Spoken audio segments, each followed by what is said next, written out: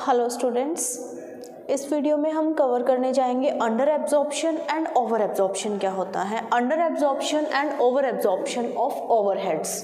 क्योंकि हम overheads chapter कर रहे हैं तो हम ओवरहेड्स की अंडर एब्जॉर्प्शन है या ओवर एब्जॉर्प्शन है उसको स्टडी करेंगे। देखो नाम से ही क्लियर हो रहा है, अंडर एब्जॉर्प्शन। अंडर मतलब जितना एक्चुअल में मेरी खर्चा आया था, जितना एक्चुअल में मेरी लागत हुई थी उस पर्टिकुलर चीज़ के ऊपर, मैं उससे कम चार्ज कर रही हूँ, वो होता है अंडर एब्जॉर्प्शन।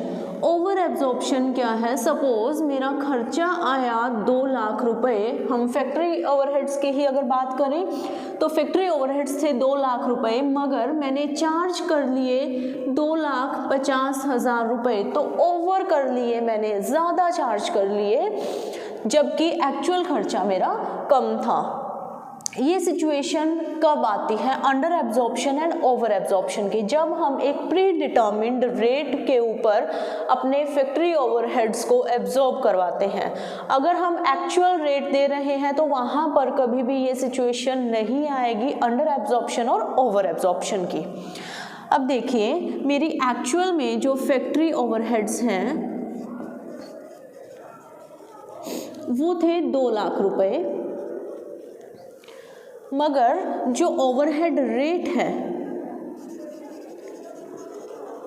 वो मैंने निकाल रखा था। हमने लास्ट में जो मेथड्स किए थे, किसी भी मेथड को हम यूज़ कर सकते हैं। ओवरहेड रेट सपोज ₹10 है और टोटल प्रोडक्शन कितनी हुई है या टोटल आउटपुट वो थे मेरे सपोज 1 लाख यूनिट्स। किसी वजह से प्रोडक्शन उस साल में कम हुई है तो यहाँ पर ओवरहेड कितने होंगे, कितने एब्जॉर्ब किए जाएंगे? 1 lakh units into 10 is equal to, suppose इसको 10,000 कर लो, 10,000 यूनिट्स। तो ये हो गया 1 लाख। यहाँ पर एक्चुअल खर्चा मेरा 2 लाख का था, लेकिन मैंने एब्जॉर्ब कितना किया है? सिर्फ 1 लाख रुपीस। तो ये क्या केस होगा? अंडर एब्जॉर्प्शन का। इसी तरह अगर यहाँ पर मैं प्रोडक्शन कर लेती हूँ 10 लाख यूनिट्स का और ओवरहेड रेट है 10 रुपये पर यूनिट, तो हम कितना यहाँ पर उस पर्टिकुलर प्रोडक्ट की कॉस्ट ऑफ प्रोडक्शन में डाल रहे हैं? वो डाल रहे हैं हम 10 इंटू 1 लाख यूनिट्स, ये वैल्यू आ जाएगी ₹10 लाख। तो यहाँ पर एक्चुअल में खर्चा मेरा 2 लाख हुआ, मगर मैंने कितना कॉस्ट में कितना डाला है वहाँ पर? 10 लाख। तो ये केस है हमारा ओवर एब्जॉर्प्शन का। तो अगर ये चीज़ कभी हो जाती है तो उसके लिए क्या सॉल्यूशन है? पहला सॉल्यूशन है हम कॉस्टिंग P&L अकाउंट में उस वैल्यू को ट्रांसफ़र करेंगे जितना भी डिफरेंस होगा। अगर अंडर एब्जॉर्प्शन है तो हम costing profit and loss account को डेबिट करेंगे।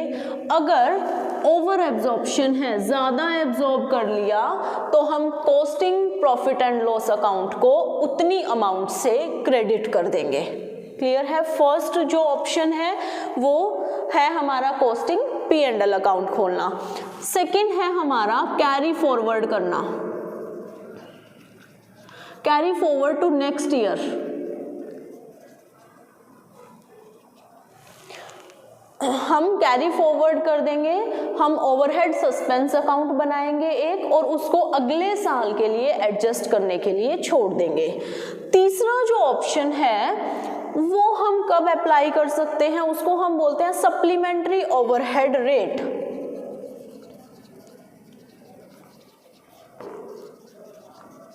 ओवरहेड रेट जब भी मेरा सामान अनसोल्ड है, सामान बिका नहीं है, तो उस केस में मैं इस थर्ड मेथड को यूज कर सकती हूँ।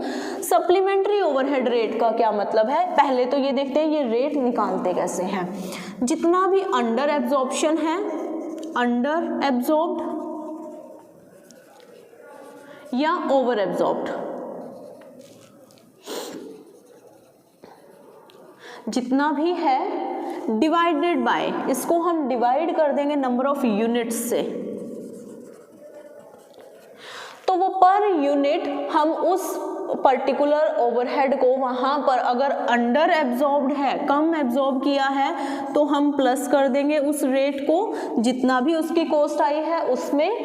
अगर ओवर एब्जॉर्ब कर रखा है, हमने खर्चा ज़्यादा चार्ज किया हुआ है बल्कि उतना खर्चा हुआ ही नहीं है, तो हम माइनस कर देंगे, ठीक है, उस रेट से। क्लियर है?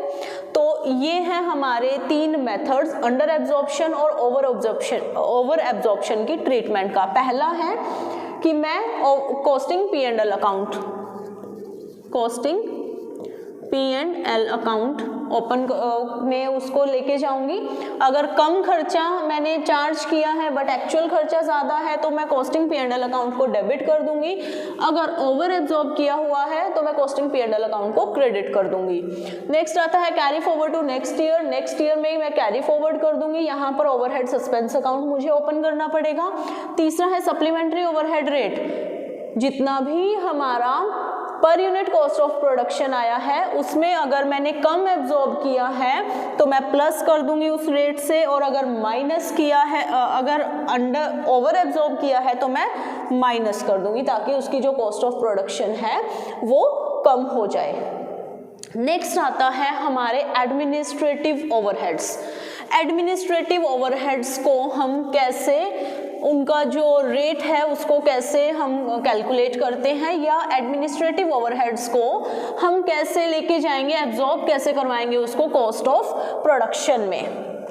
तो पहला जो मेथड है वो है फिक्स्ड कॉस्ट के बेस, फैक्ट्री कॉस्ट के बेसिस पे। Factory cost basis, factory cost basis में हम क्या करेंगे कि जितना भी एडमिनिस्ट्रेशन ओवरहेड रेट यहाँ लिख देते हैं, overhead rate is equal to कितना ओवरहेड रेट होगा, हमारे एडमिन एक्सपेंसेस कितने हैं, एडमिनिस्ट्रेशन एक्सपेंसेस, सॉरी एक्सपेंसेस में हम बात करते हैं डायरेक्ट और इनडायरेक्ट की, लेकिन यहाँ पर हम ओवरहेड्स की बात कर रहे हैं, तो एडमिनिस्ट्रेटिव ओवरहेड्स, इसको हम डिवाइड कर देंगे फैक्ट्री कॉस्ट से और परसेंटेज कैलकुलेट कर लेंगे। पहला मेथड है फैक्ट्री कॉस्ट, दूसरा है फैक्ट्री ओवरहेड्स। अब देखो फैक्ट्री कॉस्ट और फैक्ट्री ओवरहेड्स में भी फर्क है। फैक्ट्री कॉस्ट कब निकलती है, जब हम अपनी प्राइम कॉस्ट में फैक्ट्री ओवरहेड्स को ऐड कर देते हैं तो फैक्ट्री कॉस्ट निकलती है। यहाँ पर हम उस कॉस्ट को यूज कर रहे हैं। सेकंड जो मेथड है वो है फैक्ट्री ओवरहेड्स। फैक्ट्री ओवरहेड्स, यहाँ पर हम सिर्फ फैक्ट्री ओवरहेड्स के बेसिस पर अपने एडमिनिस्ट्रेटिव एक्सपेंसेस को एब्जॉर्ब करवा रहे हैं। तो यहाँ पर ओवरहेड रेट क्या आएगा, administrative overheads divided by factory overheads.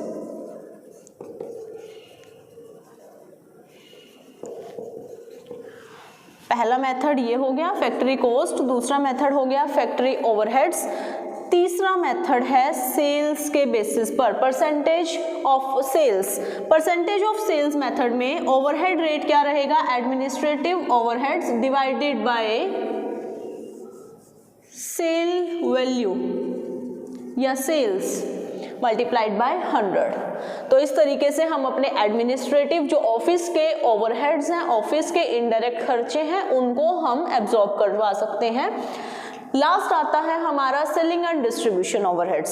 Selling and distribution overheads को किस बेसिस पर हम एब्जॉर्ब करवाएंगे, तो सेलिंग एंड डिस्ट्रीब्यूशन ओवरहेड्स सबसे जो बढ़िया मेथड है या सबसे जो जेन्युइन मेथड है वो आएगा पर यूनिट ऑफ आर्टिकल।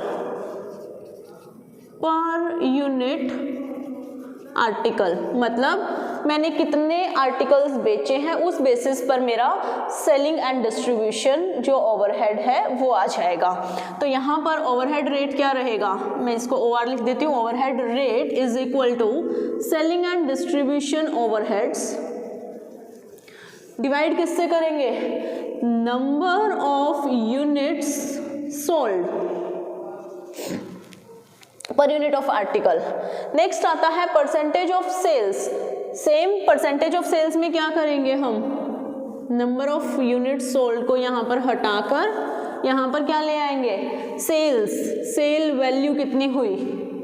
और तीसरा मेथड है वो आता है मेरा परसेंटेज ऑफ फैक्ट्री कॉस्ट, मतलब फैक्ट्री कॉस्ट कितनी थी। अब पिछले जैसे हमने किया, फैक्ट्री कॉस्ट कैसे निकालते हैं हम, prime cost plus factory overheads.